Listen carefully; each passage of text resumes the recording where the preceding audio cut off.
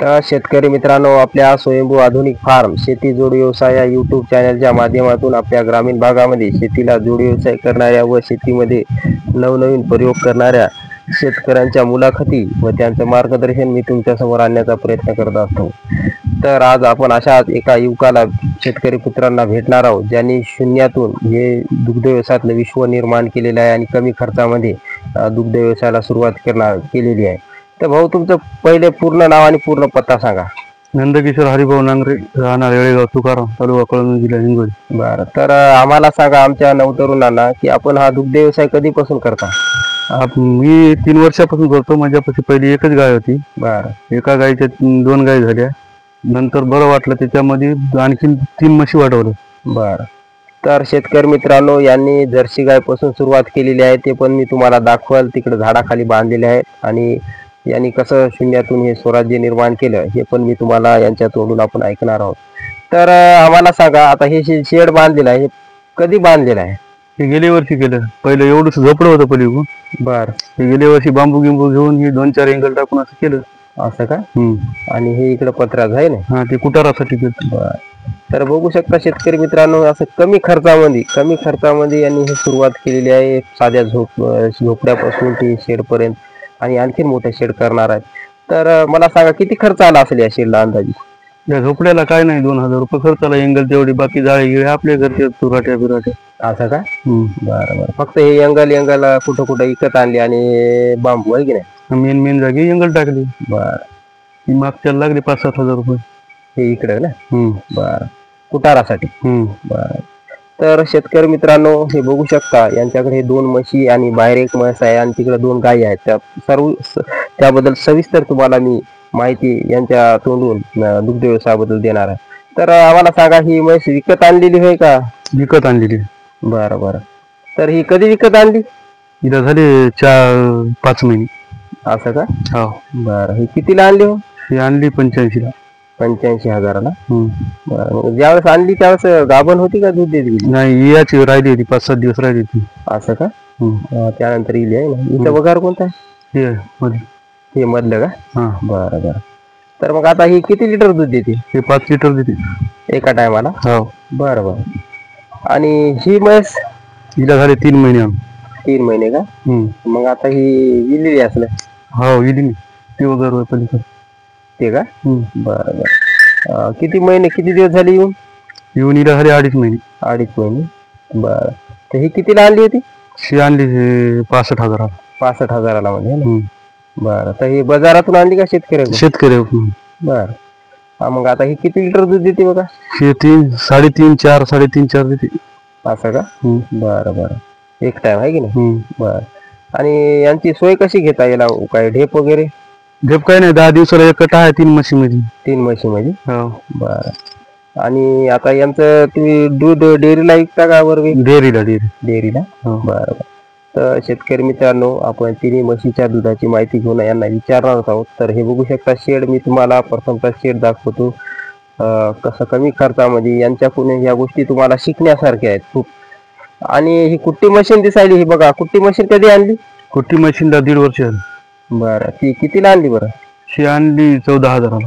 14,000ला? बरं. मग 1.5 वर्षात इथं काही प्रॉब्लेम काय आला? प्रॉब्लेम काय नाही, रुपयाचा प्रॉब्लेम काहीच नाही. कितीची मोटर आहे तिला? 3ची का? बरं. तर बघू शकता शेतकरी मित्रांनो, इकडे यांनी कुटार पण भरलेला आहे. तर आता आपलं सुक्या चाऱ्या जास्त भर राहते का? वाळलेल्या कुटारावर जास्त भरलं.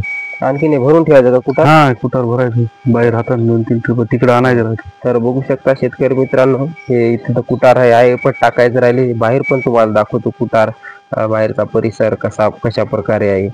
आणि हे बघू शकता, आणि हे जर्सी गाईचं कारवड. आणि असं बघू शकता, कमी खर्चामध्ये एकदम तंतोतंत यांच्याकडून असं जर दुग्ध व्यवसायामध्ये सुरुवात केली कमी खर्चात, आणि जसं परवडते तसं जर आपण दुग्ध व्यवसायात गुंतवणूक केली, तर नक्की दुग्ध व्यवसायामध्ये आपण भरभराटी होऊन शेतकरी आर्थिक समृद्ध होऊ शकतो. तर हे बघू शकता शेड, आणि शेडच्या बाहेर एक अशी सावली घेऊन एक छोटं कमी खर्चामध्ये शेड, याचं पण आपण याबद्दल यांचं कौतुक करूया. तर ही म्हैस कधी आणली? हिला झाले 4 महिने. 4 महिने का? हम्म. बर. आता ही कितीला आणली बरं? शी आणली 52,000. 52,000ला. हा. बर. तर ही किती लिटर दूध देते आता? हे 3 लिटर देते. 3 लिटर. हो. बर. आणि आता आम्हाला सांगा, आता 3 म्हशी आपल्याकडे आहेत, तर 3 म्हशीला आपण ढेप 10 दिवसाला एक कट्टा लागते म्हणजे. 1 कट्टा 10 दिवस. तर याचं पूर्ण दूध आपण डेअरीला देता हो. 3 म्हशीला. हो. तर काय फॅट लागते अंदाजे म्हशीला? याला आपलं भाव माहित आहे, आपलं भाफॅट किती जाते तेवढं. बरोबर. 50 रुपये लिटर जाते आपलं समजा. 50 रुपये लिटर हो. आहे की नाही? तर मग हप्त्याला किती येत असेल अंदाज? आपल्याला 10,000 रुपये देतात 3 म्हशीची. 10,000. हो. 10,000 किंवा 11,000 किंवा 9,000. आणि ढेपीवर किती खर्च अंदाजित आपला? आपला ढेपीवर काय 2,000 रुपये. 2,000 आहे की नाही? 500 रुपयाचं ते हे वापरतो आपण, सुग्रास. सुग्रास का? हा. आणि ढेप वापरतो त्याच्यासोबत. बरोबर. हेरिटेज कंपनी सुग्रास वापरतो. हे बघू शकता शेतकरी मित्रांनो, हेरिटेज कंपनीचं सुग्रास हे बघू शकता शेतकरी तुम्हाला दाखवत आहेत. अशा प्रकारे हे किती देता बरं म्हशीला एका अंदाज? एका म्हशीला समजा ते 1.5 किलो ढेप आणि हे अर्धा किलो ढेपीमध्ये आहे की? ढेपीमध्ये. बरं. त्याला काय भिजून वगैरे ठेवा? भिजून ठेवतो. बर. तर बघू शकता शेतकरी मित्रांनो, ही लांब शिंगाची म्हैस आहे आणि हे बघा कशा प्रकारे याचं नियोजन आहे. तर आम्हाला सांगा, इथं यांच्यासाठी चारा नियोजन किती केलं आहे? एकरभरचं. एकरभरचं. हो. आपल्याकडे मक्का पण दिसायला आहे की नाही? मका आहे, टाळकी आहे. टाळक्या. कुट्टी पण करता का? हो, कुट्टी करतो. बर. हो. तर शेतकरी मित्रांनो, हे बघू शकता यांनी एकदा साध्या शेड पासून तर सुरुवात केली, शेड वाढवत दुग्ध व्यवसायात वाढवणूक केलेली आहे. आणि हे आपण हे जंगल दिसायले शेड करायचा विचार आहे का? हा, शेड करायचं. बरं. तर टप्प्याटप्प्याने तुम्ही हे दुग्ध व्यवसायात वाढवत खर्च करत आहे. हो. तर दुग्ध व्यवसाय परवडतो का तरुणासाठी? परवडतो. बर. तर बघू शकता शेतकरी मित्रांनो, कुक्कुटपालन पण आहे यांच्याकडे छोटे खाणी. मस्त म्हणजे आपल्या कुक्कुटपालनाचं काही विक्री करता का आपलं स्वतः? नाही, सोयरीची घरी गच्च्यासाठी. बरोबर. हा. तर हे बघू शकता शेणखत पण निघते. शेणखत काय विक्री करता का शेतासाठी आपल्या? शेतासाठी. आपल्याला किती जमीन आहे म्हणजे इथे? 8 एकर. 8 एकर का? बरं. तर बघू शकता शेतकरी मित्रांनो, ही पाण्याची व्यवस्था आणि ही जर्सी गाय. इकडे पण एक जर्सी गाय आहे. तिची सुरुवात आहे त्या गायपासून का? हा. बरं. चला प्रथम आपण यांची जी प्रथम दुग्ध व्यवसायाला सुरुवात केली, तर ती गावरानी गाय होती पहिली. तर ही या जर्सी गायपासून यांनी आधुनिक दुग्ध व्यवसायाला सुरुवात केली यांच्याकडे. तर ही जर्सी गाय आपण म्हणजे विकत कधी घेतली बघा? ही कारोड होती, विकत नाही घेतली. कारोड होती का? हा. म्हणजे कारोडी पासून सुरुवात हा. केली. तर मग हिचे किती इथं झाली आपल्या इथं? हिची झाली 6 इथं. 6 इथं झाली. बरोबर. ज्यावेळेस कारोड घेतली होती त्यावेळेस कितीला विकत घेतली बरं? विकत नाही घेतली, आपण आत्याबाईने दिली. आपल्या दिली का?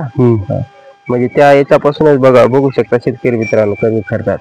तर मग आता ही सरासरी किती दूध देते? ही देते 3 लिटर. 3 लिटर. बरं. म्हणजे आता या बऱ्यापैकी आपल्याला या गायीनं आपल्याला बऱ्यापैकी समजा हो धन कमवून दिलं आहे की नाही? बरं. मग आता हिचं दूध डेअरीला देता? हिचं नाही, हिचं गावरानी आहे साधारण 50%. घरी त्याच्यामुळे घरी राहते. बरं. हिचं राहते डेअरीला. ही गाभण आहे आता. गाभण आहे का? हा. आता इथे तिचं वासरू आहे, ती पहिल्यांदा येईल. ते पलीकडे आहे की? तर ही कधी विकत आणली बघा? हे तिचं कारोड आहे.